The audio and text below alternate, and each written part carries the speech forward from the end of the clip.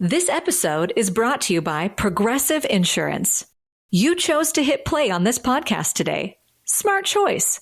Make another smart choice with Auto Quote Explorer to compare rates from multiple car insurance companies all at once.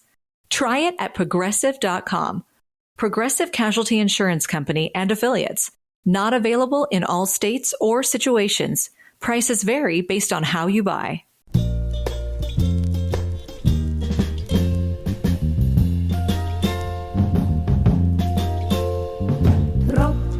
Regen auf mein Kopf. Hinter via Deckler muss es die kleine Fahrt beim Top.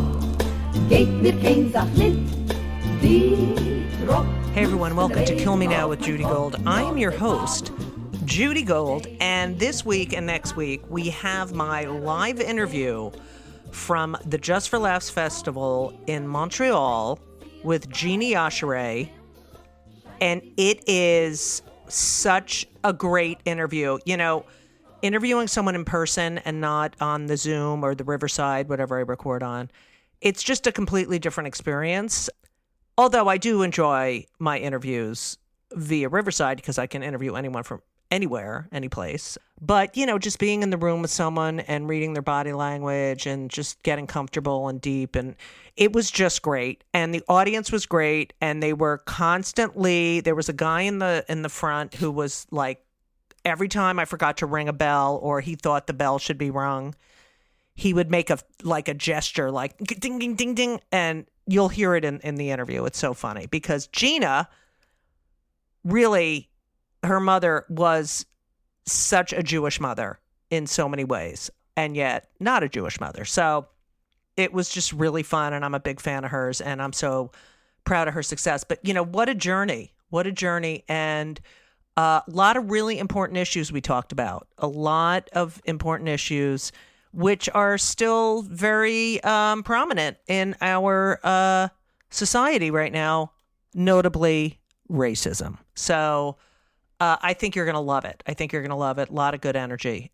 What else did I have to tell you? I am still in Provincetown till September 3rd. So if you are on the Cape, please come see me. It's Sundays and Tuesdays at 8:30 and Sunday, Tuesday, 8:30, Thursday at 7 at the Post Office Cafe and Cabaret, which is where I started when I started performing here in the great town of Provincetown in 1992. So anyway, that, I know I said it in the beginning and I didn't say it at the end because I really want everyone to come because I'm really funny this year. I'm really funny and old. What else did I have to tell you? I hate Trump, and that whole indictment was such a buzzkill. Literally, here's my impression of watching the indictment on television. Okay, this is my impression. Ready? Donald Trump just got into the courtroom. Donald Trump is wearing a blue suit and a red tie. He just whispered to his attorney, and they shared a chuckle. The judge is a little bit late. She's a few minutes late, and they are sitting there patiently. Oh, the judge just walked in. They've all risen, and they're just sitting down now. And now Donald Trump has pled not guilty. I thought, put the fucking cameras in the courtroom. This was the president of the United States. Show what the fuck is going on and stop dicking around. We have every right to see this and see this criminal. And yet they just protect him, and he shows up so he can make a stupid commercial. And these people, I'm sorry, they're fucking idiots. Anyone who votes for that motherfucker is a traitor and an idiot and not a patriot. Not a patriot. Okay, knows nothing about what America is truly about. So fuck him and fuck the media for teasing us and acting like, oh my God, this is where, and all they do is regurgitate the same shit over and over again. That we should be able to see the proceedings. He was the president of the United States. Okay, we had to watch The insurrection, we should be able to watch this. Fuck him. Okay, that's all I have to say about that. All right. So that's my big rant, my mini rant for today, because fuck it.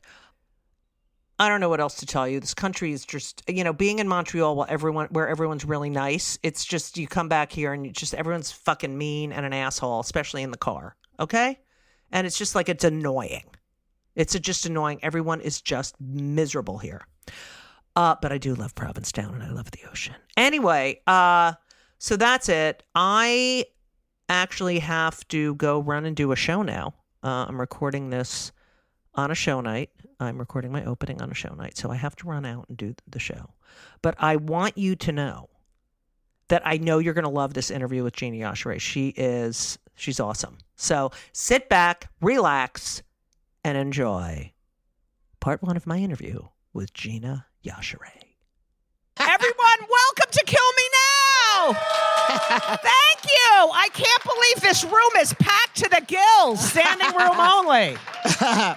Just for reference, for the listeners, I am at the Just for Laughs Comedy Festival in Montreal, which is it the largest comedy festival in the world? Is it? Yeah. Is it? No. Yeah. Yeah. And I am so excited that my guest today is Gina Yashere. Yeah, you're supposed to clap. Yeah, that's right. Yeah. Or as the announcer said, Gina Yashere. Boo! I have known, how long, you moved to the United States. 2007. And I have known Gina since then, but we're going to start today. By the way, Gina, this is the Jew bell. Oh, I like it. Okay, Jew so bell. anytime I say anything remotely Jewish, I ring a bell. It's an homage to my mother, who would, everything, like we'd be watching TV, it'd be like, oh, Jew, non-Jew, converted, anti-Semite, So, I have a Jew bell because I'm telling you, anything, and in my head, anything that it comes up that's Jewish, I'm like, oh, Jewish, so... Okay, so we're going to start at the very beginning. I do a lot of research on my guests. Is anyone a regular listener to my podcast? Oh, 2 people. That's fantastic. Okay. And even my manager doesn't raise his hand. So that is why my podcast is called Kill Me Now. But Gina. Yes, Gina. Regina. Obadapo. Obidapo. Obidapo. Yes. It's beautiful. It isn't, but okay. I'm joking. It's Yashere. So the I is almost silent. Okay. So it's spelled Iyashe, but it's Yashere. So it's Yashere. Yeah. Yashere or Yashere. Or Yashere. Yeah, I'm kidding. Yashere was a callback or to that Aisha. other. Okay, you were raised in Bethnal Green, London. Indeed. Your life is so rich. The experiences that you have experienced that, of course, make you who you are today.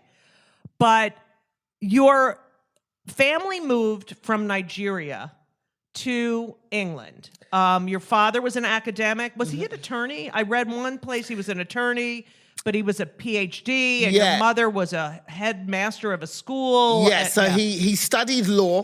Because, so he had the law.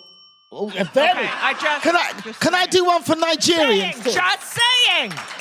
Yeah, Okay. that makes sense. So he studied law. And then, obviously, Nigerians never stopped studying. So he also wanted to do a PhD as well. He wanted all of the qualifications in the world. So, but they met in England. Even though they were from the same city, in Benin City, Nigeria, where the bronzes came from, they met in London and had us all in London. So we were all born in England. Then, when you're 3... Yep. He leaves because he can't get work? Yes. Now, was that a racist thing or was Absolutely. that... Okay. In England in the 50s, 60s, 70s, they used to have signs on their doors. No dogs, no blacks, no Irish.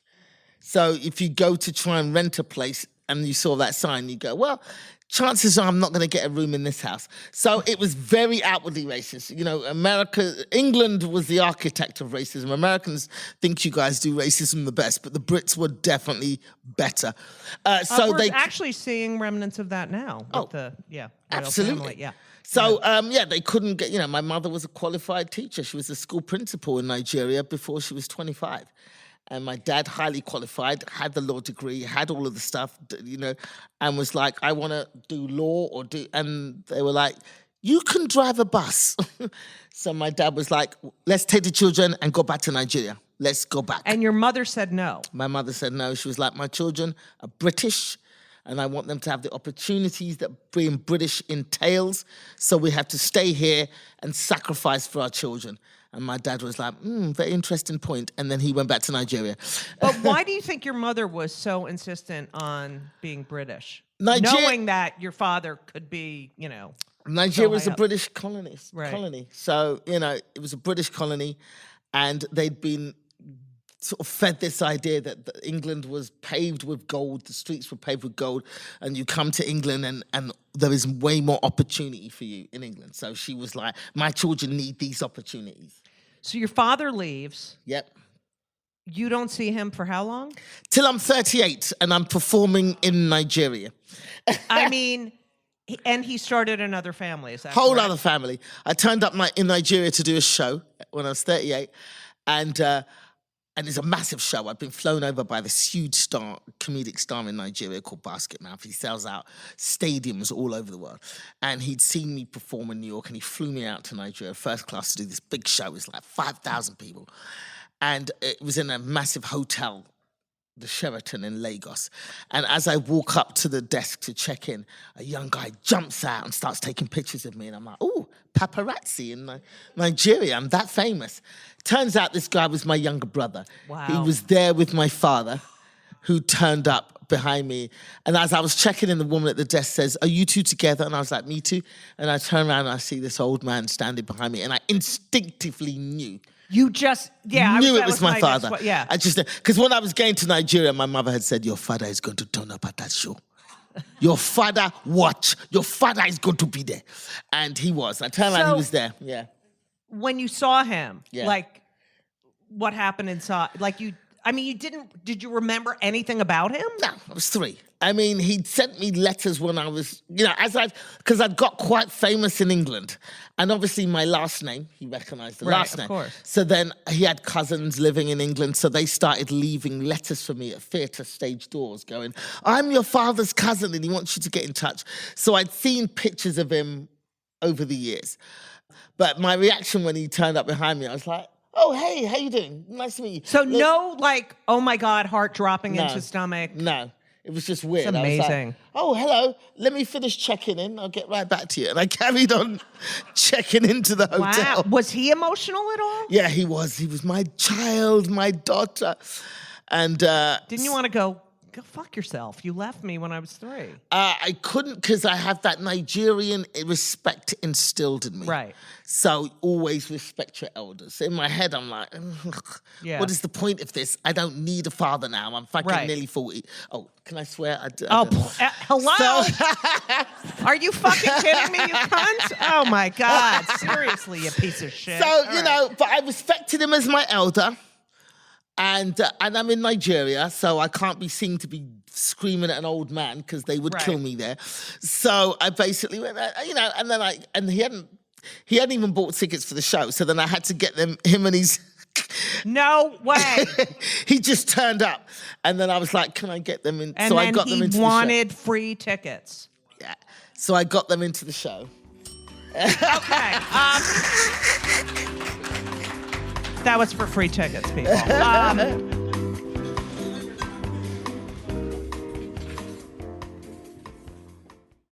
This week's episode is sponsored by BetterHelp. Now, I am a huge advocate for therapy. I talk therapy. I like physical therapy too, but I'm talking about talk therapy. I've been in therapy since I'm 18 years old. There is nothing better. Nothing better. And it is a stressful time. We just had an election. It's the holidays, and we're going to have to spend family time or not spend family time. It's a decision you might make in therapy, because therapy is really the best way, the only way to process your feelings, anxiety, depression, everything. I've been doing it for over 40 years. I know what I'm talking about. So if you've been thinking about starting therapy, if you thought about it for years and just didn't do it, please give BetterHelp a try. It's entirely online. It's designed to be convenient. It's flexible. It's suited to your schedule. You go to betterhelp.com/JudyGold. You fill out a brief questionnaire. You get matched with a licensed therapist, and you can switch your therapist at any time for no additional charge. I've done that multiple times in my life, switch therapists.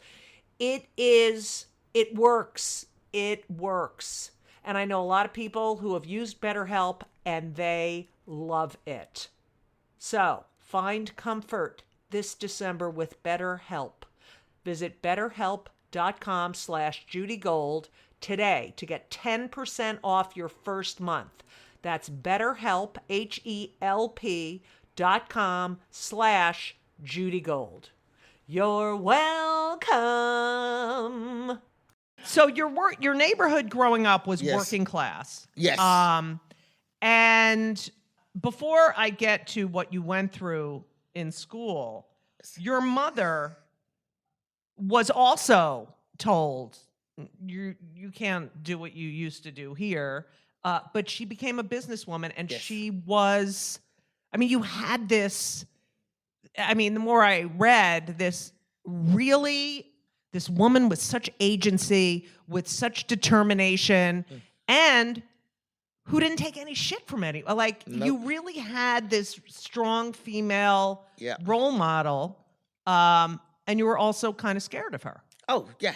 She was harsh. My mother was not a fun mother growing up. Yeah, you're right. No, there was no fun growing up. No fun. Not, you couldn't even go on class trips with your school. There were no such things as hobbies. My mother turned every hobby into a job. As a kid, I loved baking. And I'd come home with these amazing creations, and she'd be like, oh, that's a delicious cake. Every Sunday from now on, you will bake cakes for the family. So everything got turned into jobs. So I stopped learning things because I was like, she'll just make me do it all the time and take the fun out of it.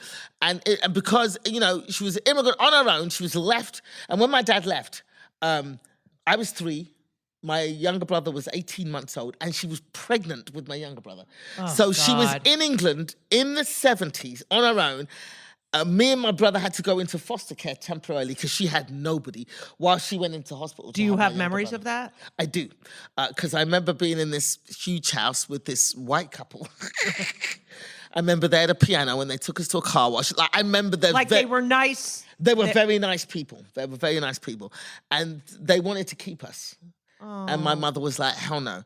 And so I remember, I have a distinct memory of my mum meeting my foster parents at the train station to pick us up. And I was like, Mommy, and me and my brother are running towards my mum. And I remember my brother falls over and starts crying. And my mother scoops him up and tries to scoop me up. And then she has this other little human in her hands because she's just had my youngest brother. And that is a clear memory of me from when I was 3, yeah. That's crazy. Yeah, clear memory. Yeah. Wow. Okay, so your mother, you get back and you're going to school. Yeah. I was bullied, but I have to say, it was interesting when I was reading about you that one of the journalists said that you reinvented yourself. You were someone in grammar school, and then you reinvented yourself as you went to secondary school. And, when I think of that, I think of how women in comedy have to constantly reinvent themselves because we have to work twice as hard. Yep.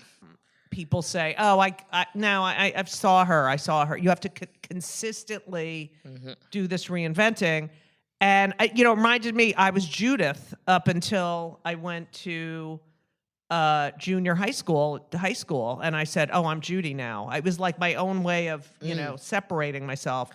So you got called Dapo Yeah, so as a child. my Nigerian name was Obidapo, which got shortened to Dakpo, which Dapo in England, because nobody could do the Dakpo, so it became Dapo, and then it became Bus Depot.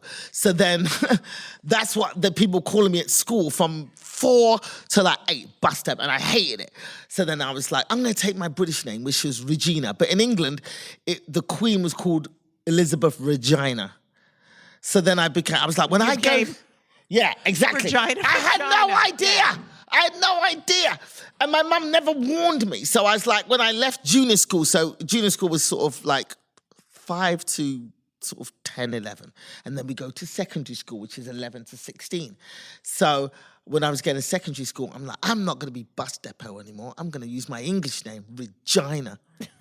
Regina. Oh my God, indeed. So then I get to school and I'm Regina. And one of the first lessons is biology. Well, you know what? I became vagina for the next fucking 5 years. The worst. So, just personal note, my ex, her mother's name was Bryna, and I used to call her Bryna Vagina. Yeah. Okay, and she used to get so fucking mad at me. But then Yes. I told her cousins, and they were all laughing. Okay, anyway, but the point is, Yes. you were in an integrated school. Yes. And you're being bullied, and then when you get to secondary school, a white man sees you leaning against his car. Mm-hmm. Yes. Can you please tell that story? Okay, so yeah, I'm in London. London, fascinating. Go ahead. London is a very cosmopolitan town. There's lots of different people, and that was one of my first outward. Actually, no, it wasn't, because I remember being spat on skinheads when I was spat on by skinheads when I was 8. So that it wasn't my first experience with outward racism. So when the skinheads Spat me. I didn't know it was racism. My mum just said, "Oh, those are bad boys. Ignore them." Right. So that's what it was. We'd be walking down the street and people would shout stuff out the window, or if it was raining, they'd veer their car into a puddle. We'd get splashed. And my mum never called it racism. She goes, "Those are just bad people. Ignore them." So I didn't know what racism was. Do you feel that was a good way of doing it on her part? It was her way of surviving. It was a survival thing. She was just concentrate on being the best you can, study, get a good job. Do you think that is what made you not bitter and more of someone who sort of accept this is what that is, and I'm going to deal with it my way? I definitely became angry and bitter later after I became an engineer. There's no way that there was no bitterness. But as a kid, I was just trying to survive. She wasn't putting hate in you, and like those people fucking hate us. Like, my mother's like, they all hate us. Everyone hates us. They all hate us. And your mother seemed to just say, no, those are bad people. Yeah. There's good people and bad. I mean, it's really such an intelligent and thoughtful way of dealing with it. I just think because she came from Nigeria, which was colonized by England in the most horrific ways, she always had that inner fear of white people anyway. So she was like, just... But did you feel that way? I didn't, but I didn't know it was fear at the time. She was just face forward, don't... So it wasn't until later on that I go, realized. you were terrified of these people. Right. But she didn't let you know. She didn't let me know. She was just, those are bad people. When you see those boys, just walk past them, just run past them as quickly as protective possible. of you. Yeah, so she never... So I didn't know it was racism until... I'm outside school. I went to the same school. My 2 brothers. We were only I was in. We were like born a year and a half apart. So we all were at the same school, and my brothers loved to hang out after school and gamble and play cards and hang out with their friends. And my mother insisted that we all come home together. So I was always stuck waiting for my brothers after school while they were playing marbles with their friends or whatever. So while I was waiting, I was tired. And I kind of leaned up against the car. And unbeknownst to me, the owner of the car was not a lot far distance away, and I just heard, "Get off my fucking car, you black bastard." Right? So I turned around and I was like, "Black bastard? You fuck off, you white bastard." And he was like, "What the fuck did you say?" And he ran at me, right? Now, this is a grown-ass man. I'm 14. So I'm like, oh, shit. My brothers were off playing somewhere, so that I was not within sight of my brother. So they had no idea what was happening. So I just ran for it. And I thought, I'm going to run back into the school. Once I get back into the school, I'll be safe. So I ran towards the school, and he's chasing me towards the school. And I get to the school door, and I pull the door. But because it was 45 minutes after school had closed, the door was locked. So I'm pulling at the door, and this guy runs up behind me and grabs me and just starts punching me in my head, just laying into me. So I'm bang at the door, and this guy's beating the shit at me. And then a teacher walks down the corridor and sees me being attacked by this man. And she runs towards the door, pulls the door open, and pulls me in. And she recognized the guy because the guy had a daughter at my school. So she recognized the guy. The police are called. He's gone by then. The police do nothing, if I remember rightly. The police do absolutely nothing. Because he was a firefighter? Did I read that correctly? Well, that comes out later in okay, court. I'm sorry. So the police do nothing because this is England in the 80s. They're still very racist. He's a white man. This black girl must have done something to him to have deserved the beating that she got. So the police were called. They did nothing. He was arrested and then let go, and nothing happened. But my mother was like, "No, this man beat my child. How has nothing been done about this? Something must be done." And they were like, "Well, he was let off with a caution," which is basically a slap on the wrist. It's like, "Don't do it again." And away he goes. No consequences whatsoever. So my mum decided to take out a private prosecution against him. Take what is that? Civil, lawsuit. a civil lawsuit against this man. I just wanted it to be over, to be honest. I didn't want, because I heard her talking that we were not rich people. We were quite poor. My mum was a single mother. We lived in the projects. We were quite poor. And I was like, actually, no, 14. By the time we were 14, we had a house, but we didn't have a lot of money. And, she was scraping to make ends meet. And I heard her talking to lawyers, and lawyers were like, "Oh, it's going to cost £3,000, which is a lot of money." And I'm thinking, £3,000? I want Adidas shell toes, and you will never buy them. You always buy me 2-striped shoes because you say you can't afford it. Why are you spending £3,000 on this nonsense? Just let it go. But my mum insisted, this man beat my child. There is no way. So we went to court. We took this man. She hired a lawyer. We went to court, and my lawyer made the mistake of asking this man what he did for a living, and he said he was a firefighter. And immediately, everybody, they weren't looking at me as a black child. They were looking at me as a black woman who had obviously done something to this upstanding citizen to make him lose his temper. So basically, we lost the court case. Case. He was not, the fact that he'd assaulted a child, nothing. They just gave him what was called a complete discharge, which was another, don't do it again. And away he went. And my mum had spent £3,000 on nothing. And that was the end of that. So did she ever talk about it with you again? She never spoke of it again. Did you see any emotion like, oh my God? None. I mean, that is... None. We were in England. But she was also trying to prove, She tried, but then, just like when she'd come to the country and she couldn't get a job as a teacher. Right. Just like when we'd get shouted at in the street. Just like when we wouldn't get served in places. Just like when we'd always get... It was just another thing. And she was just stoic. She never said, learn...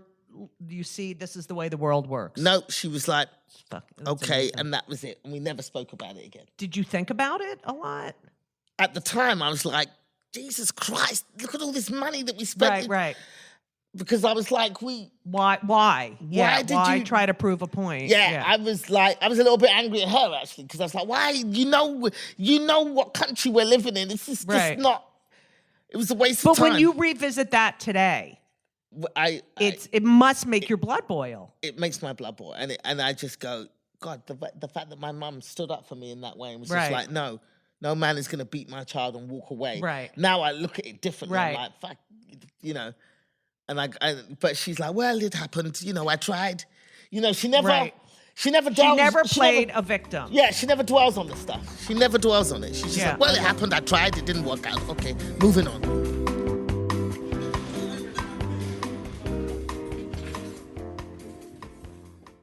When you think about businesses that are selling through the roof, sure, you think about a great product, a cool brand, and brilliant marketing. But an often overlooked secret is actually the businesses behind the business, making selling simple. For millions of businesses, that business is Shopify. Nobody does selling better than Shopify. They're the home of the #1 checkout on the planet and the not-so-secret Shop Pay that boosts conversions up to 50%, meaning way less carts going abandoned and way more sales happening. So if you're into growing your business, your commerce platform better be ready to sell wherever your customers are scrolling or strolling, on the web, in your store, in their feed, and everywhere in between. Businesses that sell more sell on Shopify. Upgrade your business and get the same checkout Allbirds and Skims use. Sign up for your $1 per month trial period at shopify.com/start selling, all lowercase. Go to shopify.com/start selling to upgrade your selling today. Shopify.com/start selling. You were expelled. I was asked to leave. No, At that's not 16, and you My school, that is. and you felt that your life was over. You felt that, oh my God, I have no future, and you overdosed.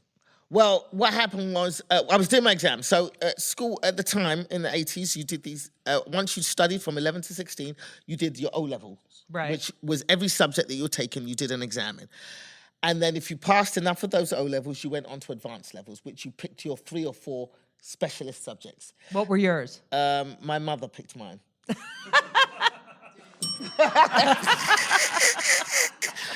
I wanted to study French. I wanted to study languages. I loved languages. But my mother was like, what? You are going to be a doctor. You will do physics, biology, and chemistry. So, yeah, exactly. So I got her to let me do French A-level because I was like, a bilingual doctor will make more money, mother. So my A-levels turned out to be physics, maths, and French because I got to biology A-level and we had to cut open a rat and I can't stand gross. Yeah, and I can't stand the sight of blood. So I went from physics, biology, and French to physics, maths, and French. I switched to engineering. So I was studying engineering with French because I love languages. So we did the O-levels. You do the O-levels, and once you pass a certain number of O-levels, you can decide what you want to do. Stay on school to do A-levels and go on to university, or you could leave school and get a job. So my mother was like, you're going to do O-levels, and then you're going to do A-levels, and then you're going to go to university, and you're going to get a degree, and then you're going to go to medical school. So she picked out my whole life.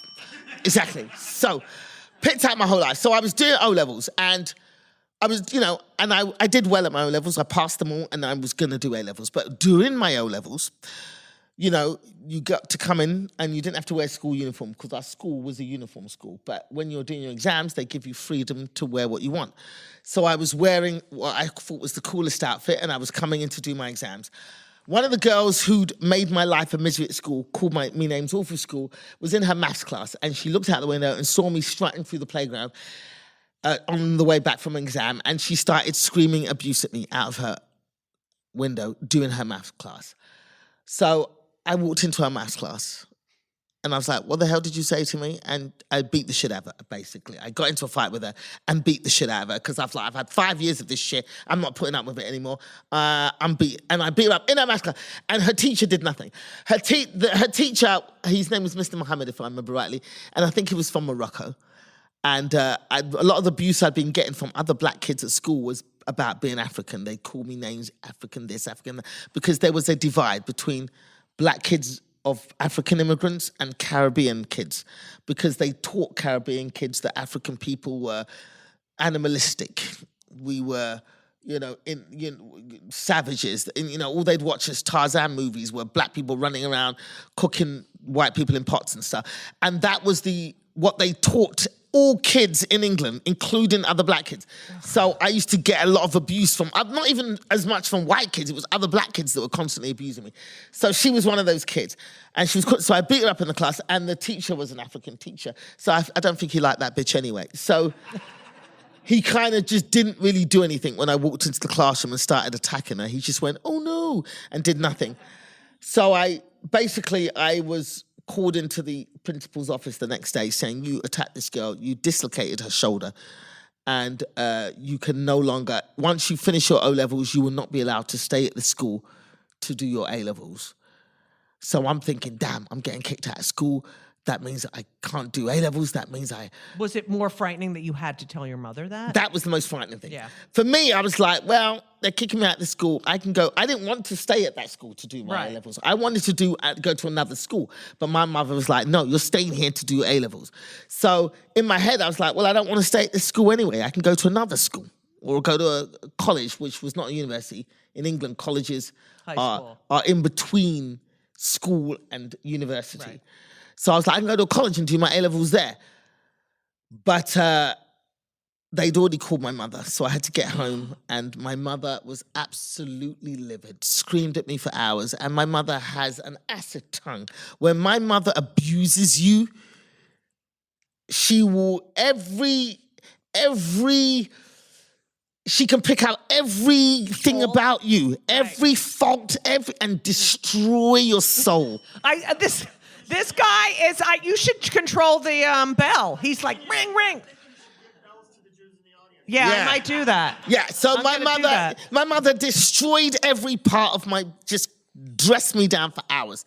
And at that point, I was like, we believe in reincarnation, African people. So I was like, I'm going to kill myself and come back in a better family. And so I basically went up to my room, went to the bathroom, and took a bunch of pills. Necked them. Luckily, there were aspirins, and aspirins take a lot longer to kill you, if at all. So I took a bunch of aspirins and lay down waiting to die. But they didn't kill me. I lay there for hours going, when is this shit going to kick in? And it just didn't. And did you get sick or? Nothing. Nothing. So basically what happened is I pretended to be dead. I was like, I'm going to fake it till I make it. So I lay there for hours, just waiting to die. Because you see the movies that they take the pills and they die. Right. So I was waiting there to die. And eventually my mum called me to do something. And I was like, I'm not going. I'm going to be dead. And I lay there. My God. And she came up. So she sent my older sister up to get me.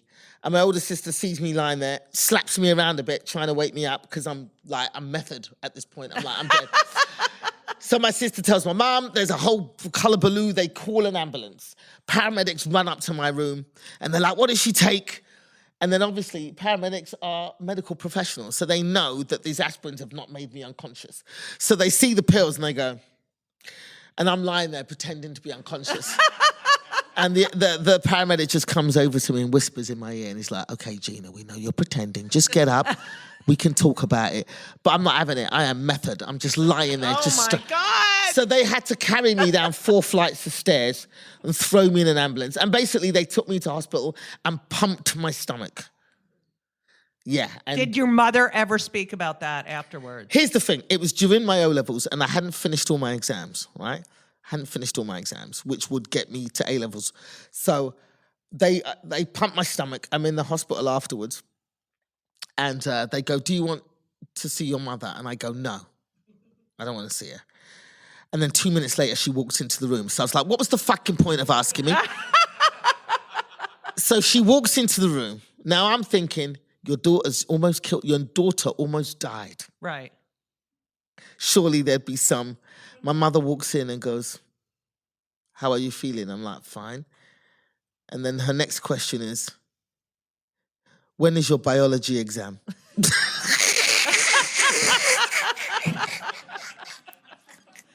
Oh my God. She was so worried that I was going to miss my exams and ruin our future prospects of me being either a doctor or an engineer. So you go, of course, to college and you become an engineer and Yes. you get a job. Wait, I have the name of the company. I did not go to college.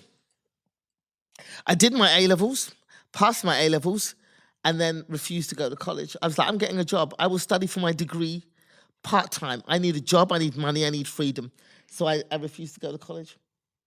Oh my God. But you became An the engineer. first female engineer. Yes. You engineered elevators. Yes, for Otis, UK. For Otis I was their elevator. first female. Yeah. First female, first Yeah.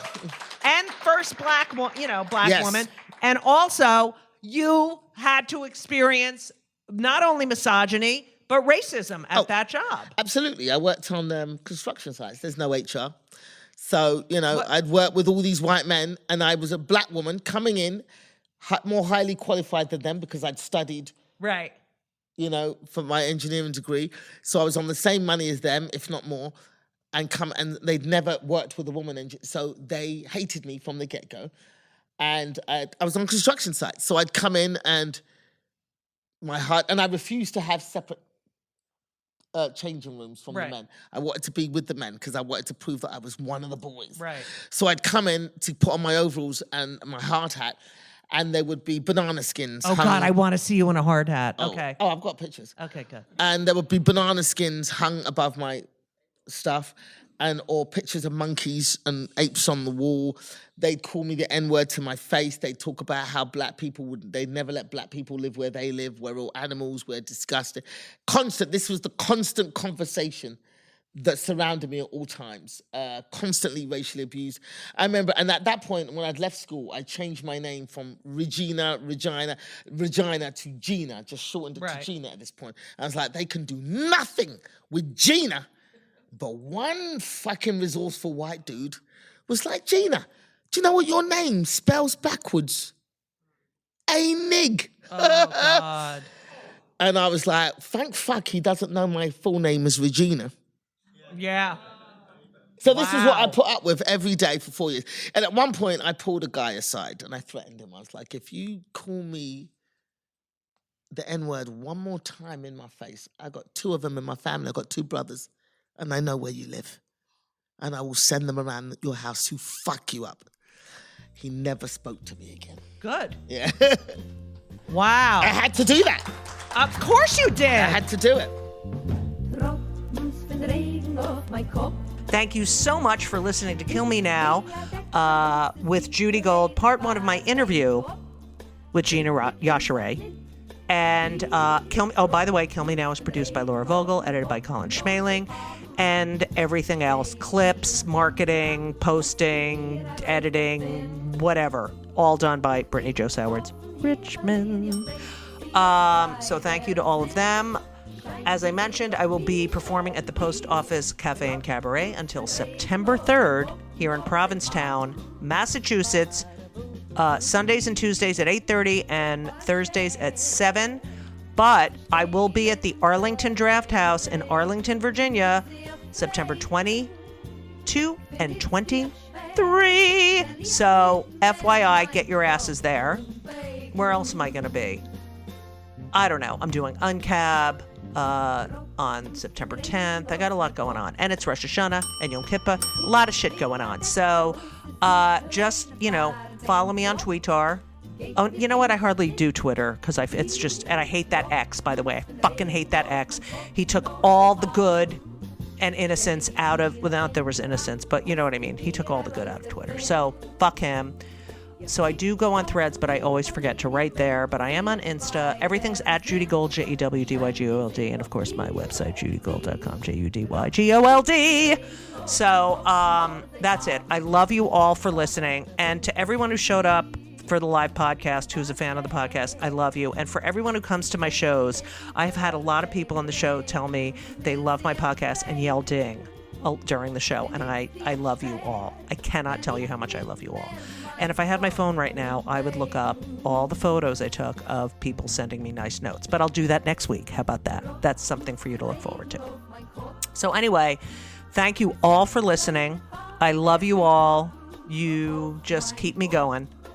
And as we always say, So long.